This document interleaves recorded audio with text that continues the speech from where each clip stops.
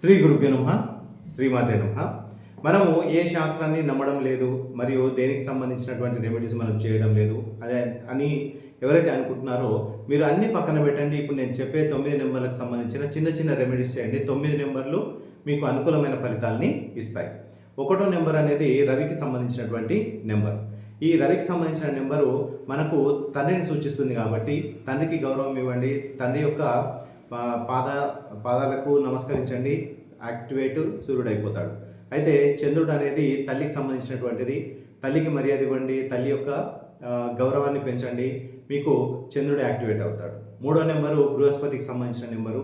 మీరు ఎవరో ఒకరిని గురువుగా తీసుకోండి. ఆ గురువుతో కాసేపు మాట్లాడండి. గురువుకు మర్యాద ఇవ్వండి. గురువుకు దక్షిణ ఇవ్వండి.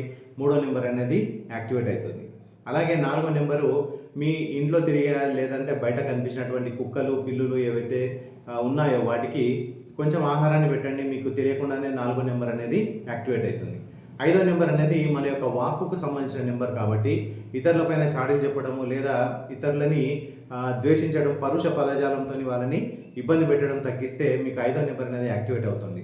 6వ నెంబరు ఇంట్లో స్త్రీలకు సంబంధించినటువంటి నెంబరు. ఇంట్లో ఉన్న స్త్రీలకి విలువ ఇవ్వండి. వారి మాటల్ని గౌరవించండి. మరియు మీరు శుభ్రతను ఎక్కువ పాటిస్తే మీకు 6వ నెంబర్ అనేది యాక్టివేట్ అవుతుంది. అలాగే 7వ నెంబర్ అనేది మీకు ఉన్నటువంటి దాన ధర్మాలు ఏవైనా చేయండి. మీకు 7వ నెంబర్ అనేది యాక్టివేట్ అవుతుంది.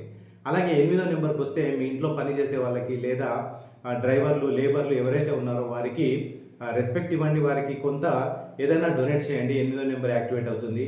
మరియు 9వ నెంబర్ అనేది మీ ఇంట్లో ఉన్నటువంటి ఎవరైతే మీ సిబ్లింగ్స్ ఉంటారో అంటే అన్నలు, అక్క, చెల్లెలు, తమ్ముడు ఎవరైతే ఉన్నారో వారితో మంచిగా ప్రేమగా ఉండండి. 9వ నెంబర్ అనేది యాక్టివేట్ అవుతుంది. ఈ చిన్న రెమెడీస్ని పాటించి చూడండి.